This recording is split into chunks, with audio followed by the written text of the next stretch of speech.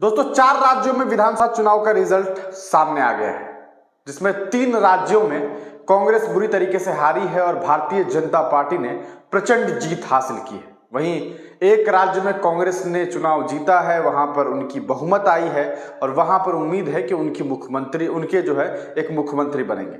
लेकिन सवाल ये उठता है कि 3 राज्यों में कांग्रेस कैसे हार गई, जबकि आप जानते हैं कि मध्य प्रदेश में भारतीय जनता पार्टी की जो हालत थी वो काफी खराब हो गई थी। चुनाव से 1 साल पहले से ही लगभग वहां पर लोगों का जो माइंड सेटअप था वो एंटी बीजेपी हो गया था, क्योंकि वहां पर सही तरीके से काम नहीं हो रहा था। भारतीय जनता पार्टी के राज्य में, खास करके मध्य प्रदेश में, आपने देखा कि किस तरह से घटनाएं होने लगी थी, किस तरह की तस्वीरें वहां पर सामने आने लगी थी। वहां पर दलितों के चेहरे पर पेशाब कर दिया जा रहा था, वहां पर बेटियां उसका बलात्कार करके वो सड़कों पर घूम रही थी, कहा जा सकता है कि सड़कों पर घूमने को मजबूर थी। लेकिन इसके बावजूद वहां पर कई सारे और भी मसले थे, बहुत सारे प्रॉब्लम्स थे। एग्जामिनेशंस में घोटाले को लेकर के प्रॉब्लम था, नौकरी की कमियां थी, लेकिन इसके बावजूद कैसे वहां पर कांग्रेस चुनाव जीत गई। दूसरा राज्य अगर राजस्थान की बात करें, जहां पर कांग्रेस की सरकार थी, अशोक गहलोत साहब खुद को जादूगर कहते हैं, उनके बारे में यह कहा जाता है कि वो कांग्रेस के जादूगर है जो अपनी जादूगरी से चुनाव जिता लेते हैं। वो कैसे चुनाव हार गए? राजस्थान में कैसे चुनाव हार गए? छत्तीसगढ़, जहां पर बहुत जबरदस्त तरीके से छत्तीसगढ़ में कांग्रेस ने काम किया, छत्तीसगढ़ की जो आवाम थी वो कहीं ना कहीं बहुत खुश भी थी, लेकिन इसके बावजूद कैसे चुनाव हार गए? अभी मैं आपको बस बहुत कुछ ही देर में बहुत कम बातें बता करके आपको बताता हूं कि चुनाव कांग्रेस कैसे हारी है। बात करेंगे सबसे पहले मध्य प्रदेश के बारे में। मध्य प्रदेश के बारे में मैंने आपको बता दिया कि किस तरह से वहां पर एंटी बीजेपी मूड बना हुआ था। वहां पर कांग्रेस इसलिए हार गई क्योंकि कांग्रेस के जो वहां पर नेता हैं कमलनाथ जी, उन्हें बहुत ज्यादा कॉन्फिडेंट था। और कॉन्फिडेंस तो था ही, लेकिन साथ में वो जमीन पर काम नहीं करके, जमीन पर अपने नेताओं को मेहनत नहीं करवा करके उन्होंने जो काम किया वो ये कि इन्होंने बाबा के सामने सर टिकाने शुरू कर दिए। ये बागेश्वर बाबा का स्वागत करने लगे, इन्होंने सॉफ्ट हिंदुत्व के बारे में बात करनी शुरू कर दी, ये हिंदू राष्ट्र के बारे में बात करने लगे, ये बाबा बागेश्वर की आरती उतारने लगे, बेटे के साथ इस्तकबाल करने लगे और इन्हें लगा कि ये करने से ये चुनाव जीत जाएंगे। लेकिन एक बात बताइए, जब आपको यही करना था तो आप एक्सट्रीम करेंगे ना। आपको अगर आपको किसी चीज से बहुत मोहब्बत है, किसी इंसान से बहुत मोहब्बत है उसके काम की वजह से, और कोई है जो उसी जैसा काम करने की कोशिश कर रहा है कि थोड़ा उस जैसा काम कर रहा है, तो आप किसे पसंद करेंगे? जो आपके लिए बहुत अच्छे से वही काम कर रहा है। अगर सिर्फ हिंदुत्व के एजेंडे पर चुनाव को होना था जब, तो आप हिंदुत्व के चक्कर में फंसते नहीं, आपको कुछ और करके दिखाना था ताकि आप ये साबित कर पाते कि हमने कोई एक नई धारा बनाई है, हमने कोई एक नई विचारधारा बनाई है, उसके तहत आपको वोट मिलता। लेकिन आपने सॉफ्ट हिंदुत्व दिखाने के चक्कर में बागेश्वर बाबा के सामने में घुटने टेक दिए और उसके कदमों में जाकर के आप बैठ गए। यही वजह है कि वहां की जनता को लगा कि सॉफ्ट हिंदुत्व से अच्छा है कि जो हार्ड हिंदुत्व की बात कर रहे हैं, जो कोर हिंदुत्व की बात कर रहे हैं, हम उनके साथ चलते हैं। और यही वजह है कि कमलनाथ जी चुनाव हार गए। और कमलनाथ जी की वजह से जो भी किया धड़ा था मध्य प्रदेश में, जो भी वहां पर कहा जा सकता है कि एंटी बीजेपी जो लोगों का मूड बना था वो खत्म हो गया, क्योंकि इन्होंने ओवर कॉन्फिडेंट में आकर के वहां पर सही तरीके से काम नहीं किया, अपने नेताओं से सही तरीके से चुनाव प्रचार नहीं करवाया। सिर्फ ऑनलाइन आप कर करके कुछ भी तो चुनाव नहीं जीत सकते है ना।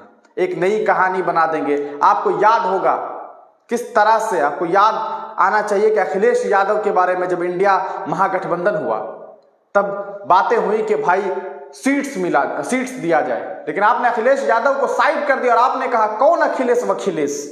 आज वो अखिलेश वखिलेश पूछ रहा है कि कौन कमलनाथ कौन वमलनाथ। बताइए, जवाब दीजिए, आप किस तरह का महागठबंधन करते हैं? आपका घमंड, आपके घमंड ने आपको चुनाव हरवा दिया है।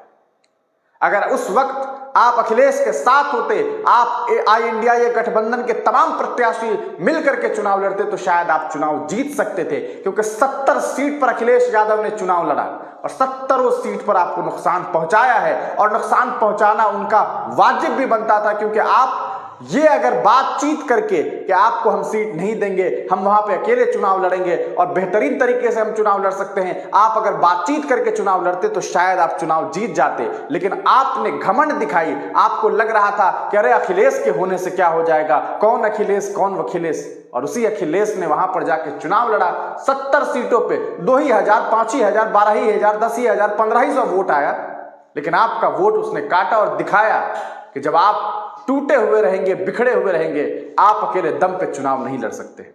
और यह सबसे बड़ी वजह है मध्य प्रदेश में कांग्रेस के पतन की। दूसरे राज्य की बात करेंगे, राजस्थान कैसे हार गए?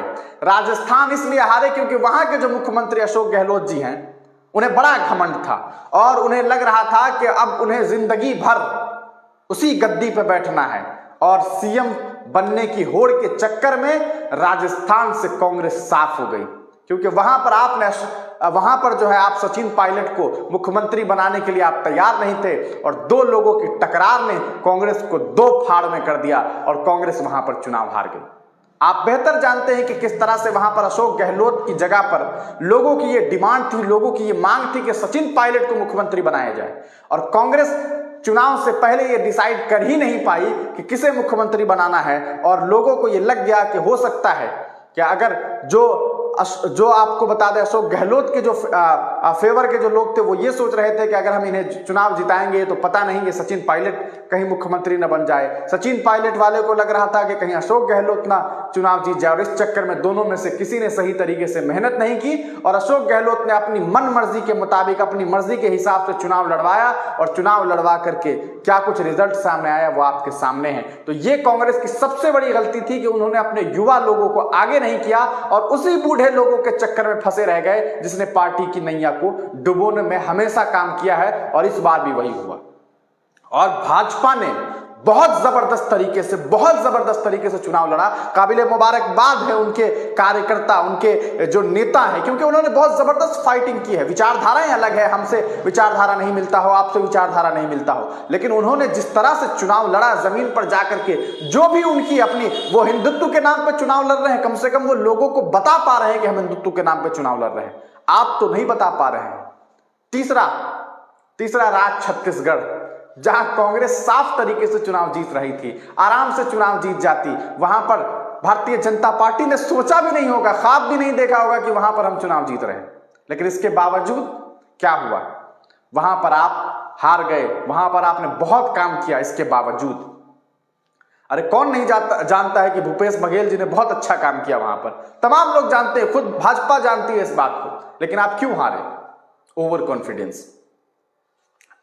कॉन्फिडेंस, बहुत ज्यादा कॉन्फिडेंट होना कि हम तो वहां पर चुनाव जीत ही जाएंगे, क्या जरूरत है मेहनत करने की। आपने मेहनत नहीं की, पीछे वाले ने बहुत मेहनत कर ली। अरे आप क्लास के टॉपर हैं और आप अगले साल ये सोचे कि हम तो टॉपर हैं, हम तो एग्जाम क्वालिफाई कर ही लेंगे, हम टॉप कर ही लेंगे। किसी कमजोर छात्र ने आपसे ज्यादा मेहनत की और वो चुनाव जीत गया है। और इसी तरह भारतीय जनता पार्टी ने 3 राज्यों में जबरदस्त तरीके से चुनाव जीती और बहुत सलीके से कांग्रेस को हराया, और मोहब्बत की दुकान का पतन करते हुए बता दिया कि कोई भारत जोड़ो यात्रा, कोई मोहब्बत की दुकान आपको चुनाव नहीं जितवा सकती है अगर आप जमीन पर जाकर के काम नहीं करेंगे। सड़कों पर हाई हेलो कर लेने से, हाथ हिला लेने से और वीडियो फुटेज को लोगों को दिखा देने से चुनाव नहीं जीता जाता है, बल्कि चुनाव जमीन पर उतर करके, जमीन पर जाकर के लोगों से जीता जाता है। जरूरी नहीं है कि भारतीय जनता पार्टी के नेता इस तरह से चुनाव जीते, क्योंकि बीजेपी का जो अपना विचारधारा है वो वही विचारधारा है। वो धर्म के नाम पे राजनीति करते हैं, लेकिन वो खुल करके धर्म के नाम पे राजनीति करते हैं। आप न खुल करके धर्म की राजनीति पे चुनाव लड़ते हैं, ना ही आप खुल करके सही तरीके से काम पर चुनाव लड़ते हैं, और यही वजह है कि आप चुनाव हारते हैं। और इसी वजह से कांग्रेस 3 राज्यों में हार गई है।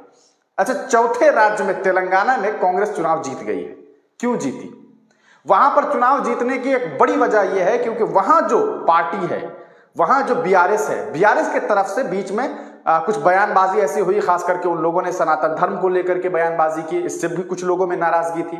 दूसरी वजह यह है कि वहां पर भारतीय जनता पार्टी के नेता नहीं थे, बीजेपी की वहां पर सरकार नहीं थी, इसके लिए बीआरएस उस हिसाब से मेहनत नहीं कर पाई। बीआरएस के कुछ बयान ऐसे आए जिसके बाद कांग्रेस वहां पर जो है उसका फायदा उठा पाई और कांग्रेस ने वहां पर चुनाव जीत लिया। लेकिन कांग्रेस चुनाव जीत तो गई है, लेकिन इसके पीछे यह नहीं कहा जा सकता है कि कांग्रेस की बहुत ज्यादा मेहनत थी।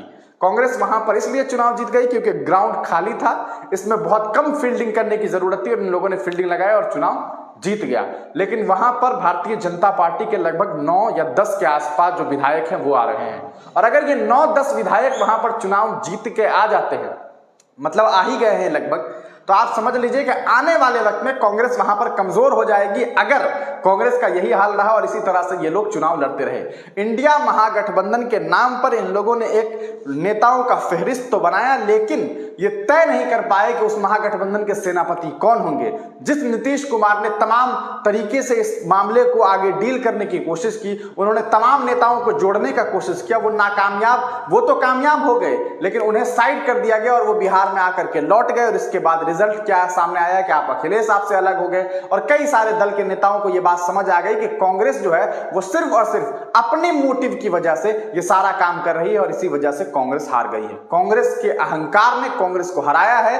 भारतीय जनता पार्टी की हिंदुत्व के ऊपर खूब जम करके मेहनत हुई है और वही मेहनत का नतीजा है कि उन लोगों ने ईवीएम को हैक नहीं किया, उन लोगों ने लोगों के दिमाग को हैक किया है और जिस नाम पर उन्होंने हैक किया है उसको वापस हटा पाना कांग्रेस के लिए इतना आसान नहीं है। और अगर आइंदा आने वाले वक्त में अगले 4-5 महीने के बाद जो है वो लोकसभा का चुनाव है, अगर ये लोग लोकसभा में कुछ इफेक्टिव वोट पाना चाहते हैं तो इन्हें चाहिए कि सही तरीके से महागठबंधन को जो है वो बनाए और सीट शेयरिंग सही से करे, तब जाकर के ये कुछ होने वाला है। वरना 24 में तो खैर भूल जाइए, 29 में भी बड़ी मुश्किल होने वाली है। बने रहिए हिंदुस्तानी मीडिया के साथ, आगे हम आपको और भी अपडेट देंगे। अपनी राय कमेंट सेक्शन में जरूर दीजिएगा, जो कुछ आपको समझ आता हो, जो कुछ आपकी राय हो आप देने के लिए आजाद हैं। बने रहिए हिंदुस्तानी मीडिया के साथ, चैनल को सब्सक्राइब कीजिएगा, वीडियो को ज्यादा से ज्यादा शेयर कीजिएगा ताकि लोगों तक पहुंच सके। फिर मिलेंगे किसी नई वीडियो के साथ, किसी नए पेशकश के साथ।